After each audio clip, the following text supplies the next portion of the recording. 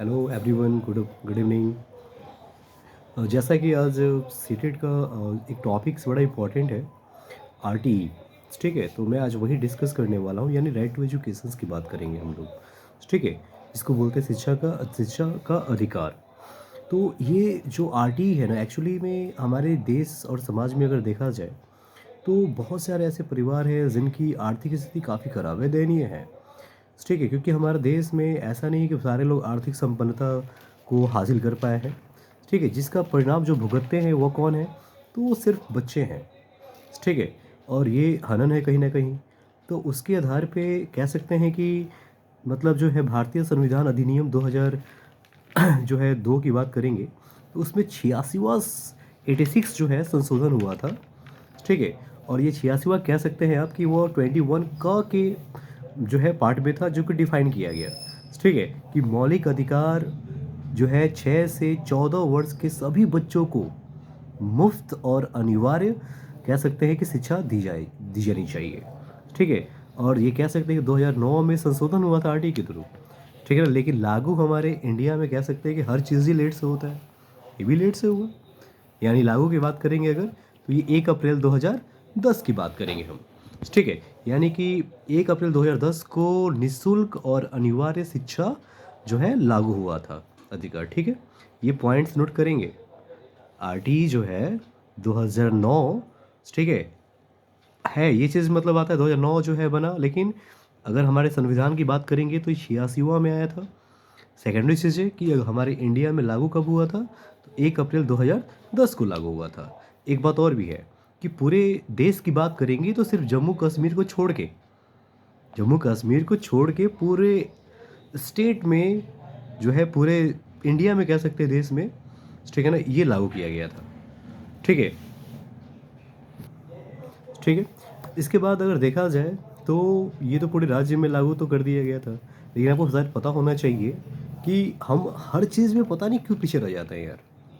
ठीक है, कहते हैं ना कि इंडिया बहुत ही आगे है, आगे, लेकिन हमें, जहाँ तक मैंने अपने सर्वे किया है हर एक डिपार्टमेंट्स को, ऐसे तो मैं एजुकेशन से हूँ, तो यहाँ भी देखा जाए अगर, तो यहाँ भी हम लोग पीछे ही थे। यानी ये आर टी 2009 जो है ये लागू तो हमने किया है यहाँ पर, लेकिन आर टी के लागू करने वाला देश में कह सकते हैं कि हमारा जो स्थान है ना, वो 135वां देश है हम लोग। यानी 135वें नंबर पे जाके ये चीज़ें जो है कह सकते हैं कि इंडिया की गवर्नमेंट्स को बाद में ये चीज़ें खुला कि नहीं नहीं यार, ये तो बड़ा शोषण हो रहा है, जिसके चलते कह सकते हैं कि हम लोग बहुत ज़्यादा पीछे भी रह चुके हैं। ठीक है, इसके बहुत सारे आरटीई में नियम भी बनाए गए थे, और ये नियम में बहुत सारी धाराएं के तहत आया जिसको वो लागू किया गया था। ठीक है, अगर बात करते हैं अगर पहला पॉइंट्स की बात करेंगे अगर हम लोग, तो इसमें क्या था, याद करेंगे कि निःशुल्क और अनिवार्य बाल शिक्षा की बात करेंगे। ठीक है, जो कि अधिकार जो दिया गया था 6 से 14 वर्ष के आयु तक के बच्चों को, कि पहली से 8वीं कक्षा तक। ठीक है, ये लागू किया गया था कि यार ये जो आरटीई आया, पहला जो रूल्स आया इसका, कि जो बना कि ये एक्चुअली में निःशुल्क शिक्षा अधिकार के तहत तो आया, जिसमें सिर्फ 6 से लेके 14 वर्ष तक के बच्चों को लाभ मिलेगा। और कहा जाए कि क्लासेस की बात करेंगे अगर, तो ये क्लास 1 से लेके क्लास 8 तक था। ठीक है ना, और ये धारा 3 में कहा गया था। ठीक है, अगर हम नेक्स्ट अगर पॉइंट्स की बात करेंगे अगर इन केस, तो याद करेंगे जिन बच्चों की आयु 6 वर्ष से अगर अधिक है, मान लीजिए किसी कारणवश स्कूल में प्रवेश उसका नहीं हुआ, तो उसके लिए विशेष उपबंध था, जो कि धारा 4 की बात थी ये। ठीक है, नेक्स्ट की बात करेंगे अगर, कि बच्चों को अन्य स्कूल में, जैसे अगर मान लीजिए कि यहाँ बच्चा पढ़ रहा है, अगर वो उसके जो है गार्जियंस या उसके घर, मान लीजिए इन केस अगर कोई डेथ कर गया और उसके वो बच्चा मामा के यहाँ चला गया, ठीक है, या कोई रिलेशन में चला गया, तो अब इसका मतलब ये नहीं कि वो बच्चा वहाँ फिर से जाएगा तो क्लास 1 में एडमिशन लेगा। यानी ट्रांसफ़र का भी नियम यहाँ बना, और ये धारा 5 की बात हम लोग जो है किए हैं इसमें। सबसे बड़ी बात यह है ना कि इसमें एक और पॉइंट्स का जिक्र किया गया था, जो कि धारा 12 के अंतर्गत आता है। ठीक है, कि अगर जो बहुत दुर्बल है, यानी बहुत कमज़ोर तबके के लोग हैं, बहुत गरीब लोग हैं, ठीक है, तो नज़दीक के विद्यालयों में, यानी कह सकते हैं कि अगर गवर्नमेंट्स विद्यालय नहीं है अगर, ठीक है, तो अगर वो सीबीएसई बोर्ड है या प्राइवेट विद्यालय है, तो उस विद्यालय में भी उनको इस धारा कह सकते हैं 12 के तहत 25% रिजर्वेशन दिया गया है, 25% आरक्षण है। अब सोच लीजिए कि बहुत सारे गरीब लोगों को पता क्या है यार, क्या होता है क्या, उनको तो यही पता है कि बड़े स्कूल्स हैं, उसमें पैसे लगते हैं, फ़ी लगते हैं। और इन केस अगर वो जाते भी हैं, तो स्कूल वाले पता है मना कर देते हैं, कहते हैं कि नहीं, नहीं यहाँ सीट पहले से फुल हो गया है नहीं फुल, बट वो कह देते हैं कि नहीं सीट फुल है। ठीक है, अब सोच सकते हैं आप कि इतनी बड़ी चीज़ें हमारे इंडिया में करप्शंस के मामले में कह सकते हैं कि हम लोग भी इसमें भी टॉप ही हैं। विद्यालय को मैं नाम नहीं रखूँगा, बहुत सारे विद्यालय ऐसे हैं। ठीक है, अगर कहा जाए कि अगर आप एज अ सोशल वर्कर हैं तो इस चीज़ को जानिए। अगर जो लोग नहीं पहुंच पा रहे हैं, जो लोग नहीं शिक्षा से वंचित हैं, तो ये हमारे समाज के लिए एक अभिशाप है। क्योंकि पता है कि एक अगर में अगर एक इंसान शिक्षित होता है तो वो पूरा, याद करें, वो जिस सोसाइटी में रहते हैं ना, वो पूरा सोसाइटी उसी नक्शे कदम पर चलने लगता है फिर। अब सोच सकते हैं कि शिक्षा अगर बढ़े तो हमारे देश का स्तर, हमारे सोसाइटी का स्तर किस तरीके से बढ़ जाएगा, ये आप भी जानते हैं। केरला हमारा जो है टॉप वन कह सकते हैं स्टेट में है, रीजन्स आप भी जानते हैं वहाँ पर। हाँ, वहाँ पर जो हम लोग अभी स्कीम चलाते हैं, बेटी बचाओ बेटी पढ़ाओ, ये सारे नहीं आपको स्लोगन्स के यूज़ करने पड़ेंगे, क्योंकि ऑलरेडी पता है कि लोग शिक्षित होंगे तो इस चीज़ को समझेंगे कि बेटी भी कितनी ज़रूरी है समाज के लिए। समाज बनता किससे है? एक पुरुष और एक स्त्री से समाज बनता है। अब सोचिए कि एक पुरुष स्त्री से समाज बनेगा, निर्माण होगा, तभी तो समाज की रूपरेखा तैयार होगी। लेकिन हम लोग कुछ कह सकते हैं कि नहीं, बस जहाँ से देखो लूट लो। लूटने इन द सेंस ऑफ कि कुछ भी है भाई। ठीक है, विद्यालय वाले ऑलरेडी जो है, याद करें, विद्यालय में एक चीज़ और भी आपने कभी, मैं तो रहा हूँ तो मुझे तो पता है इस चीज़ के बारे में। ठीक है, कि बीच बीच में जो है सर्वे कराते हैं लोग, कितने एससी कास्ट के हैं, कितने एसटी कास्ट के हैं, हाँ, कितने ओबीसी हैं, कितने पैसों से वीक सेक्शन में आते हैं। ये सारे लोग का कैटेगरी बनता है, स्कूल में फुलफिल किया जाता है कि ये विद्यालय है, और उनका एक लिस्ट तैयार हो जाता है। लेकिन वो फ़ी भरते हैं, उनको पता नहीं कि मेरा फ़ी नहीं लगने वाला है। क्या करिएगा, ये समाज है, ये देश है हमारा। ये बदलने के लिए नियम तो आया है, लेकिन उस नियम पे कितने काम हो रहे हैं ये सब जो है पता है सब लोगों को। कागजी रूप से कंप्लीट है हम लोग, बट कहीं ना कहीं मानसिक रूप से हम लोग पिछड़ रहे हैं, और ये पिछड़ने का रीज़न ही है। ठीक है, तो याद कर लेंगे इसमें, है ना, कि अगर कोई स्कूल वाले, अगर कोई विद्यालय वाले अगर मना करते हैं कि नहीं नहीं ऐसा यहाँ सिस्टम नहीं है, तो आप धारा याद करा रहे हैं उनको। ठीक है ना, क्योंकि आपका राइट बनता है ये। याद करेंगे, धारा 12 में ये जिक्र किया गया है कि विद्यालयों में, वो भी नज़दीक का जो विद्यालयों का बच्चा है भाई, दूर ट्रैवल नहीं कर सकता है। इन केस अगर मान लीजिए कि स्कूल बहुत डिस्टेंस मोड पे है, ट्रांसपोर्ट चलता है अगर, तो ट्रांसपोर्ट का भी उसको राइट है, और उसको फ्री ऑफ कॉस्ट देना है। ठीक है ना। अगर हम नेक्स्ट पॉइंट की बात करेंगे, आरटीई की बात करेंगे अगर, तो ये भी याद करेंगे आप। ठीक है, कि कोई भी विद्यालय उस बालक को एडमिशन से रोक नहीं सकता है, ना ही उसको बाद में अगर इन केस एडमिशन ले लिया कि चलो भाई आपने डरा धमका दिया तो उसने ले लिया, तो ये भी राइट नहीं है कि उसको निकाल देगा। अगर ये निकालता है या रोकता है तो धारा 16 के अंडर में वो उन पे जो है कार्रवाई हो जाएगी फिर। ठीक है, तो कह सकते हैं कि बहुत सारी चीज़ें हैं जो कि हम लोग को जानना है, समझना है। समाज है तो समाज को भी लेके चलना होगा हम लोग को, है ना। और एक बात और भी देखा जाए तो विद्यालयों में देखेंगे आप, तो टीचर्स को कह सकते हैं कि जो गवर्नमेंट टीचर्स की बात मैं कर रहा हूँ, अब जरा गवर्नमेंट सेक्टर में आते हैं हम लोग, है ना। तो उसमें टीचर्स को देखते हैं, अब ड्यूटीज़ मतलब जो है राज्य सरकार जो है अलग अलग टाइप में लगा देता है। तो याद रखें कि अगर कोई भी टीचर्स को अगर जो है गैर शैक्षिक मतलब अगर कार्य में लगाया जाता है तो ये गलत है। हाँ, राइट दिया गया है कि किस में लगाना है, तो जनगणना में। अगर कोई आपदा आ जाए, हाँ, डिजास्टर काफ़ी ज़्यादा जो किसी स्टेट में अगर आ जाए, तो उस केस में, और इलेक्शंस में कह सकते हैं जो भी चल रहा है हमारे यहाँ नगर निगम का। हाँ, देख रहे हैं अभी बहुत सारे लोग, तो टीचर्स बहुत सारे इसमें एंगल्स हैं, क्योंकि भाई एक सरकार को भरोसा है कि यार हमारे शिक्षक ही एक समाज के ऐसे लोग हैं ना जिन पे भरोसा करके ये कार्य उनको सौंपा जाता है। यानी शिक्षक का जो कह सकते हैं कि जो रुतबा है, जो प्रतिष्ठा है, वो अपने आप में वाकई कह सकते हैं कि बहुत ही बुलंद है। ठीक है, समाज में उनको जो है एक उनकी एक अलग पहचान, एक अलग रुतबा है, और उस रुतबा को बनाने के लिए वो बहुत योग्य हैं। अगर एक शिक्षक चाह ले तो सोच सकते हैं आप कि पूरे समाज का निर्माण वही करता है, पूरे समाज का, पूरे समाज उसी पे डिपेंड भी होता है। तो अपने आप में कहीं न कहीं ये बहुत ही बेहतरीन ठीक है कार्य है। और शिक्षक में कह सकते हैं कि एक हमेशा जो है विशेष रूप से जो है हर समय चैलेंज स्वीकार करते हैं टीचर्स, क्योंकि उनके सामने एक जैसे प्रॉब्लम्स नहीं आते हैं, बहुत सारे प्रॉब्लम्स आते हैं और वो हंस के मुस्कुरा के उस चीज़ को समाधान भी करते हैं। ठीक है। तो और आरटीई का अगर नियम्स अगर वो उनके तहत अगर वो जानते हैं तो बहुत सारे बच्चों को वो कल्याण भी करेंगे। ठीक है ना। इसी आरटीई की बात करेंगे अगर हम, तो एक और पॉइंट से हमारा जो है याद रखेंगे उसमें कि कोई भी विद्यालय में ठीक है अगर सीट रिक्त है मान लीजिए अध्यापक का, तो 10% से ज़्यादा रिक्त नहीं रहना चाहिए। ठीक है ना। अगर 10% से ज़्यादा रहेगा तो उस केस में विद्यालय को सूची भेजना होगा कि हमारे यहाँ रिक्त है, लेकिन हमारे यहाँ सिस्टम पे काम नहीं होता है। हमारे यहाँ तो एक एक टीचर्स जो है 400-500 बच्चों को चला लेते हैं। लचर व्यवस्था है।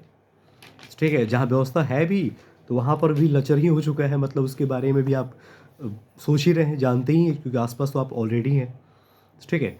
नेक्स्ट अगर बात करते हैं अगर, तो ये भी एक चीज़ है कि क्या बोलते हैं कि अगर कोई मान लीजिए इन केस टीचर्स अगर नियुक्त हुए हैं, ठीक है, तो कह सकते हैं चीज़ें कि उनको क्या बोला जाए, अगर इन द सेंस कहा जाए उसमें, तो कोई बच्चा को जो है हमें क्लास 8 तक फेल नहीं करना है।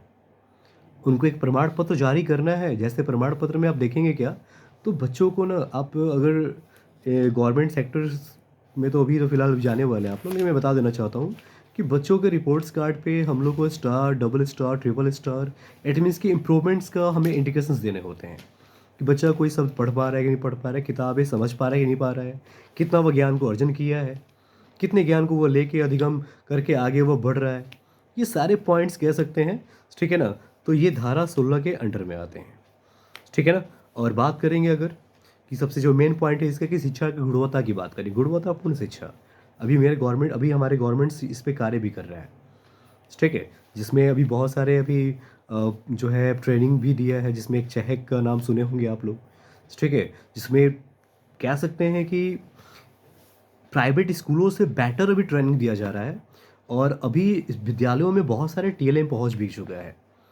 ठीक है। टीचिंग लर्निंग मटेरियल्स की बात करें, बहुत सारे टीएलएम ऐसे से आया है कि वो प्राइवेट स्कूल में भी अवेलेबल नहीं है। और लेकिन कहा जाए कि टीचर्स वाकई में अगर जो है गुणवत्तापूर्ण वाले टीचर अगर हैं, तो वो टीएलएम का यूजेस काफ़ी अच्छा से करेंगे बच्चों को पढ़ाने के लिए। क्योंकि याद करेंगे बच्चे एक्टिविटी यानी गतिविधियों के माध्यम से ज़्यादा अधिगम करते हैं। गतिविधियाँ गतिविधियाँ बेस्ट एजुकेशंस देने का प्रयास गवर्नमेंट भी कर रहा है और गवर्नमेंट्स ट्रेनिंग भी करा रहा है, तो उसको समझना होगा। क्योंकि बच्चों के पास ना बोझ बन चुका है किताब का, कॉपी का। इसीलिए जो है सैटरडे को घोषित किया गया है क्या कि नो बैग जो है कोई वेट बैग लेकर नहीं आएगा, only for playing and art and crafting का ये सीन चलेगा विद्यालयों में। ठीक है। क्योंकि कहीं ना कहीं आपको पता है कि खेलने से हमारी मानसिक, हमारी शारीरिक, ठीक है, हमारे जो है कह सकते हैं कि संवेगात्मक, ये सारी चीज़ों का इम्प्रूवमेंट्स बहुत तगड़ा होता है। ठीक है। ठीक है। तो बात करते हैं और आरटीई की विशेषता के बारे में बात करते हैं भाई। ठीक है। इसकी विशेषताएं क्या है इसकी, तो सबसे पहला चीज़ कि शिक्षा विभाग में जो भी कर्मचारी हैं, यानी जो भी वर्कर्स हैं, वो टीचिंग भी हो सकते हैं, नॉन टीचिंग भी हो सकते हैं। तो कम से कम उनका राइट है कि जाके वैसे बच्चों को पता लगाए सोसाइटी में कि वैसे बच्चे कहाँ हैं, उनकी एडमिशन्स वो जाके करवाए मतलब। ठीक है। उसके बाद बात करते हैं अगर, तो कोई भी बच्चों को इसमें फेल नहीं करना, याद करेंगे अनुत्तीर्ण बिल्कुल नहीं करना है। ठीक है। ऐसा भी नहीं कि पढ़ाना नहीं है भाई, बच्चों को देखिए उत्तरदायित्व तो बनता है टीचर का कि उसको पढ़ाना तो पड़ेगा, क्योंकि भैया ऑलरेडी वो ट्रेंड करके ट्रेनिंग उसको दिया जा रहा है। डीएलएड और बीएड लोग क्यों करते हैं? आप सिंपल सोचिए यार कि आप जो है ग्रेजुएशंस +2 मास्टर डिग्री ऑलरेडी आपने किया हुआ है, इतना तो। और क्लासेस क्या पढ़ाने पड़ते हैं? 1 to 5 या 6 to 8 या 9 to 10 यही नहीं पढ़ाने पड़ते हैं। अब सोचिए कि ये क्लासेस में आपको बीएड, बीएससी का, बीए का, इंटर का कोई यूटिलाइज नहीं है। बट ट्रेनिंग इसलिए बीएड और डीएलएड आदमी करता है कि ताकि वहाँ बच्चों के बारे में आप जाके सीखते हैं। लेकिन हमारे यहाँ समाज में क्या है, कॉलेज वाला भी कह सकते हैं कॉलेज वाले लोग भी जो है यहाँ कुछ कॉलेज है यहाँ पर जो कि रेगुलर क्लासेस चलते हैं, उनके बच्चे वाकई में बहुत तेज़ हैं, ठीक है। लेकिन कुछ कॉलेज में ऐसे बच्चे भी होते हैं जो क्लासेस को इंपॉर्टेंस देते नहीं हैं। वो हमारे समाज के लिए कह सकते हैं कि बच्चों के लिए बहुत बुरा है, क्योंकि पता है कि टीचिंग लाइन में एक पेशेंस का होना बहुत ज़रूरी है। धैर्य अगर नहीं रहेगा तो आप चीज़ों को समझा नहीं पाएंगे फिर आप। तो बच्चों को अधिगम तो कराना ही पड़ेगा, क्योंकि सिंपल बात है, अगर आप ब्लेम करते हैं गार्जियंस पे कि नहीं वो गार्जियंस लापरवाह है, बच्चे पे ध्यान नहीं दे रहे, ये गलत चीज़ है, ठीक है ना। क्योंकि आप ट्रेनिंग किए हुए हैं, आपको पता है बच्चों का साइकोलॉजिकल जो है प्रॉब्लम्स क्या क्या कहाँ कहाँ आते हैं, कहाँ कहाँ से उनको रुचि ले आने होते हैं, ये आपकी प्रॉब्लम्स है, आपको करना होगा, आपको भागना नहीं है उस केस में, आपको करना ही पड़ेगा आपको उस केस में, ठीक है। तो ये याद रखेंगे कि बच्चों को फेल नहीं करने हैं, ठीक है। अगर नेक्स्ट पॉइंट की बात करेंगे हम, तो प्रत्येक शिक्षक को कम से कम सप्ताह में 45 घंटा यानी 45 घंटे की बात करेंगे हम कि वह कार्य करेंगे विद्यालय में। याद रखेंगे, एक शिक्षक को कम से कम 45 घंटे वर्कआउट करने हैं एक वीक में, ठीक है ना। और इसके अलावा बात करेंगे तो किसी भी बच्चे को कक्षा 8 तक तो फेल बिल्कुल नहीं करेंगे। मैं बार बार इसलिए कह रहा हूँ क्योंकि ये क्वेश्चंस आते हैं, बड़ी इंपॉर्टेंट पॉइंट है ये, इसलिए इसमें आप वह बिल्कुल भी नहीं सोचेंगे कि क्या है क्या नहीं। आरटीई कह सकते हैं कि हमारे सीटेट का सबसे बेहतरीन कह सकते हैं कि एक हमारे कंटेंट है, ठीक है। अगर बात करते हैं इसमें प्रारंभिक शिक्षा एक वर्ड आता है, प्रारंभिक शिक्षा का अर्थ क्या होता है भाई, तो याद रखेंगे पहली से 8वीं क्लास तक के बच्चों को शिक्षा, ठीक है। इसके अलावा इसी अधिनियम के तहत बात करेंगे तो एक शिक्षक पर 40 से अधिक छात्र नहीं होने चाहिए, यानी सेक्शन जो बनेंगे आपके वो 40 के होंगे।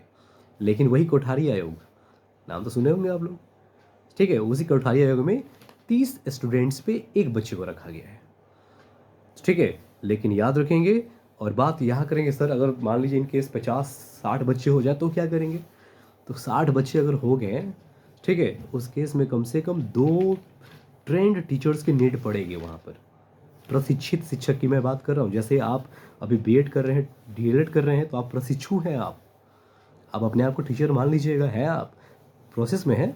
जिस टाइम आप टेट पास कर लेंगे, सीटेट पास कर लेंगे, you have eligible for all जो है post for a PRT and TGT and you more, ठीक है। तो याद रखेंगे इसमें आप। इसके अलावा बात करते हैं छात्रों को, मान लीजिए छोटा बच्चा है भाई, हाँ क्लास जो है 1 में गया 2 में गया, उतना तो समझ है नहीं उसको कि वो बहुत जो है कहीं कहीं बहुत दूर में स्कूल हो गया, 3-4 किलोमीटर तो वो जा सकते हैं, नहीं बच्चे थक जाएंगे। उसी केस में कहा गया था कि नहीं, कम से कम विद्यालय जो है ना, एक स्कूल 1 किलोमीटर के दायरे में कम से कम उपलब्ध कराना होगा, ठीक है। और याद करेंगे सत्र शुरू होने से, जैसे सेशन स्टार्ट हो, हमारे अप्रैल में सेशन स्टार्ट होता है, तो कम से कम 6 मंथ तक आप बच्चों को एडमिशन दिला सकते हैं विद्यालय में, ठीक है। इसके अलावा याद करेंगे कि अध्यापक को एक चीज़ और भी सबसे बड़ा इंपॉर्टेंट चीज़ है कि बच्चों का लर्निंग रिकॉर्ड रखना बिल्कुल अनिवार्य है। लर्निंग रिकॉर्ड अगर रहेगा तो ही ना आप अगला टीचर समझ पाएगा कि कितना लेवल उसका जो है जा चुका है। तो लर्निंग रिकॉर्ड्स का रखना बहुत ही ज़रूरी है, ठीक है। बात करते हैं इसमें अगर और भी चीज़ें, तो इस अधिनियम के ये भी प्रावधान है कि इस क्रियान्वयन पर जो भी कार्य हो रहे हैं, जो भी यानी जो पैसे खर्च हो रहे हैं, उसका 65% कौन देता है, सेंट्रल गवर्नमेंट, 65% की मैं बात कर रहा हूँ, और 35% जो होता है वह राज्य सरकार जो है वहन करती है, ठीक है। लेकिन वही भारत के जितना पूर्वोत्तर राज्य है ना, उस पूर्वोत्तर राज्य में याद करेंगे 90% फीसदी जो है वह केंद्र सरकार उठाती है खर्च, और 10% वहाँ का स्थानीय राज्य सरकार उठाती है खर्च। और सबसे ज़रूरी ये बात कि आरटीई के तहत अगर शिक्षकों की बात किया जाए, टीचर्स की बात करेंगे अगर हम लोग, तो टीचर्स को मैक्सिमम कितने डेज वर्कआउट करने हैं, कितने घंटे वर्कआउट करने हैं साल में। अगर दिन की बात करेंगे, साल में घंटे की बात करें, कितने घंटे उनको देने हैं, तो याद रखेंगे। प्राथमिक स्तर की बात करेंगे, प्राथमिक स्तर यानी 1 to 5 की मैं बात कर रहा हूँ। एक शिक्षक का सबसे मिनिमम डेज कह सकते हैं, न्यूनतम कार्य दिवस होता है, वो 200 दिन का होता है। कितना होता है, 200 दिन का होता है। और वहीं अगर बात करते हैं 6 to 8 की बात करते हैं, तो 6 to 8 के जो टीचर्स होते हैं उनको 220 दिन यानी 20 दिन ज़्यादा कार्य करने होते हैं। अगर मैं घंटे में बात करूँ इसको, कि प्राथमिक शिक्षक को या प्राथमिक स्तर के जो शिक्षक होते हैं उनको कितने घंटे कार्य करने होते हैं पूरे, तो याद करेंगे 800 शैक्षिक घंटे। और वहीं बात करते हैं 6 to 8 की बात करते हैं तो वहाँ न्यूनतम कम से कम 1000 घंटा। ठीक है ना, रिमाइंड कर लेंगे बात को। 45 अगर मैं आवर्स की बात करूँगा तो वहाँ टीचर को सप्ताह में काम कार्य करने हैं। अगर मैं यहाँ बात करता हूँ पूरे साल की बात करेंगे, डेज की बात करेंगे, 200 दिन 1 to 5 टीचर्स को कार्य करने हैं, 220 दिन 6 to 8 टीचर को कार्य करने हैं। और घंटे की बात करेंगे तो 800 घंटा यानी प्राइमरी टीचर्स कार्य करेगा, और 6 to 8 में यानी मिडिल टीचर की बात करेंगे तो वो 1000 घंटे कार्य करेंगे। ठीक है, ठीक है। और सबसे इम्पोर्टेंट पॉइंट यहाँ भी आते हैं कि अगर आरटीई के तहत अगर बात किया जाए कि सतत व्यापक मूल्यांकन यानी पाठ्यक्रम की बात करेंगे तो याद करेंगे कि सतत व्यापक मूल्यांकन, सतत यानी क्या होता है, निरंतर। व्यापक यानी कि कोई एक चीज़ का मूल्यांकन नहीं कर रहे हैं आप। याद करेंगे बच्चों का हर एक गतिविधि यानी पढ़ाई से लेके उसके गेम से लेके, ठीक है, उसके क्लासेस में कह सकते हैं कि जो भी रोल्स जो है पार्टिसिपेट कर रहा है, dancing, painting, art and craft, जो भी एक्टिविटी जिसमें फिजिकली मेंटली हर एक एक्टिविटी शामिल हो जाए, ठीक है, जिसके एक एक्सपेक्ट्स नहीं होते हैं, बहुत सारे एक्सपेक्ट्स होते हैं, इसलिए इसको बोलते हैं व्यापक। ठीक है ना। आप देखे होंगे, अगर मैं याद दिलाना चाहूँ कि रिपोर्ट्स कार्ड में जो फाइनल ईयर में मिलते हैं, यानी कि जो फाइनल जो है ईयर में यानी कि साल के जो अंत में रिपोर्ट कार्ड जो तैयार होते हैं बच्चों का, आप क्या देखेंगे कि स्कोर कार्ड यानी कि सब्जेक्ट के अलावा बहुत सारे ऐसे कॉलम्स होते हैं जिसमें ग्रेडिंग रहता है ABC करके, है ना, जिसमें बच्चों का कैरेक्टर, बिहेव, ठीक है, बच्चों का जो है सिंगिंग, बच्चों का मतलब डिफरेंट टाइप्स की एक्टिविटीज़ जिसमें ग्रेडिंग दिया गया उस बच्चे को, वो एक दो नहीं होते। यानी बच्चों का सर्वांगीण विकास कराने में सबसे कह सकते हैं कि बड़ी इंपॉर्टेंट पार्ट होते हैं ये, ठीक है, जिसको बोलते हैं CCE, ठीक है ना, यानी कंटिन्यूअस कॉम्प्रहेंसिव इवैल्यूएशंस की बात कर रहा हूँ मैं। तो उस केस में याद करेंगे कि आरटीई के तहत अगर हम सतत व्यापक मूल्यांकन की बात करेंगे तो मातृभाषा पर बल दिया गया है। और ऐसे भी अभी NEP, अभी मैं जस्ट ये वीडियोस कंप्लीट होने के बाद मैं नेक्स्ट वीडियो लेके आऊँगा NEP, वहाँ आपको अच्छे से मैं डील करूँगा और भी। लेकिन यहाँ समझ लेंगे, यहाँ पर भी मातृभाषा पर चोट किया गया है कि मातृभाषा में ही बच्चों को पढ़ाना है। क्योंकि सिंपल बात है, अगर मैं आज हिंदी में बोल रहा हूँ, हिंदी पढ़ा रहा हूँ, हिंदी में ही बातें कर रहा हूँ, तो कहीं ना कहीं आप मातृभाषा से जुड़े हुए हैं और मेरी बातें आप ज़्यादा समझ में आ रहा होगा आपको, ठीक है। तो कितना भी हम, ठीक है, इंग्लिश में बात कर लें या किसी और लैंग्वेज बात कर लें, लेकिन जो आपकी मातृभाषा जो कनेक्टिविटी है ना, उस कनेक्टिविटी में अगर आप ज्ञान लेंगे, अभी जैसे आप देखे होंगे अभी मोदी सरकार में ही जो है मेडिकल की जो पढ़ाई है, जो बहुत बच्चों का ड्रीम था कि यार मेरी इंग्लिश तो वेल है नहीं, मैं कैसे करूँगा यार, मुझे समझ में नहीं आ रहा है। बहुत सारे लोग इसके चलते, इंग्लिश सेकंड लैंग्वेज के चलते जो है छोड़ देते थे। क्या कर दिए मोदी जी ने, हिंदी में कर दिए कि हिंदी में भी पढ़ाई होगी मेडिकल की, तो वैसे बच्चे अब डरे नहीं। तो यहाँ तो सोचिए प्राथमिक स्तर के बच्चे की बात हो रही है यार, तो मातृभाषा पर अधिक से अधिक बल दिया गया था। सेकंड बात करेंगे अगर, तो बालक के को सबसे पहले ना कि विद्यालय में आने के बाद उनको टेंशन नहीं देना है यार। यानी कह सकते हैं कि टेंशन लेने तो पूरी ज़िंदगी पड़ी है हम लोगों की, है ना और उस बच्चे को टेंशन क्या देना है। तो इसीलिए बच्चों को कभी भी प्रेशर में नहीं कोई काम करवाना है, यानी चिंता मुक्त रखना है उनको। जब चिंता मुक्त रखेंगे तो सर्वांगीण विकास पर उनको बल मिलेगा फिर, ठीक है ना। प्रेशर में कोई काम नहीं होता है, याद रखेंगे। प्रेशर में काम करेंगे तो सारा दृष्टिकोण आपका जो चौपट हो जाएगा।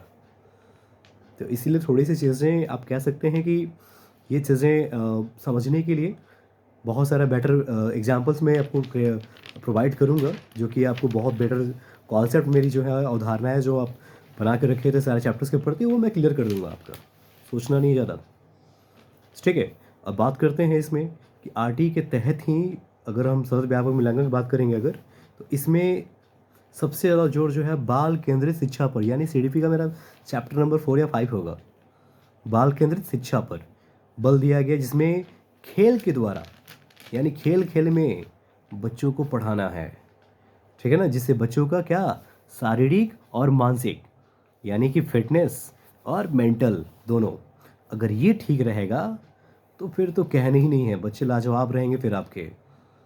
अभी तो देखेंगे तो अभी की एरा में क्या हो रहा है, बच्चे सिर्फ जो है मेंटली वाला काम तो कर रहे हैं, गेम मोबाइल से खेल के, फिजिकली वर्क नहीं कर रहे हैं वो। ठीक है, तो कहीं ना कहीं इसका प्रभाव पड़ भी रहा है, देख लीजिएगा। हाँ, कहा जाए कि 4-5 घंटे आप धूप में खड़े होकर जरा खेल लो, गिर जाएंगे बेचारे वो। ठीक है ना। तो याद करेंगे, बाल केंद्रित शिक्षा पर बल देते हुए इन ये मेथड कहा गया था कि आप खेल के द्वारा बच्चों को जो है गतिविधियाँ से जोड़ें आप कम से कम, ताकि वो दो चीज़ें यानी शारीरिक और मानसिक रूप से बच्चे तैयार रहें। ठीक है।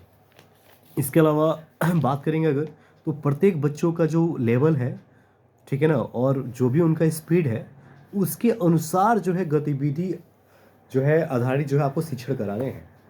यानी कि एक्टिविटी छोड़नी नहीं है आपको, एक्टिविटी कराने हैं आपको। ठीक है ना। तो कह सकते हैं कि आरटी का जो चैप्टर्स हमारा है, मैंने समराइज कर दिया है। ठीक है। और कितना बेटर समझ में आपको आया, क्या आया, ये ज़रूर मुझे कमेंट बॉक्स में आप ज़रूर बताएंगे मेरे को आप। और हो सके अगर वीडियो अच्छी लगे अगर आपको, तो पता ही है एक कॉमन चीज़ें क्या होती हैं, लाइक शेयर एंड कह सकते हैं ये चीज़ें कमेंट।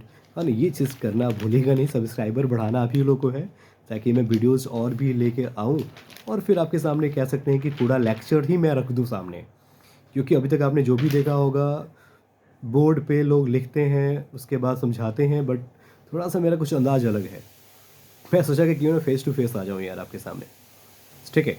तो थोड़ा सा बस इसी चीज़ में है कि एक बात और भी मैं कहना चाहूँगा आपसे कि नेक्स्ट वीडियो भी मैं जल्दी लेके ही आऊँगा। ठीक है। एग्ज़ाम से बहुत सारे पहले बहुत सारे अपलोड्स कर देंगे वीडियो में, है ना। और एक बात और भी कहना है कि एग्ज़ाम्स के डेट तो नज़दीक आ ही गए हैं आप लोग के, तो अपना पेशेंस खोइएगा नहीं, और हमेशा अपना जो दृष्टिकोण है ना, हमेशा सकारात्मक बना के रखेंगे आप, पॉजिटिव ही बना के रखिएगा।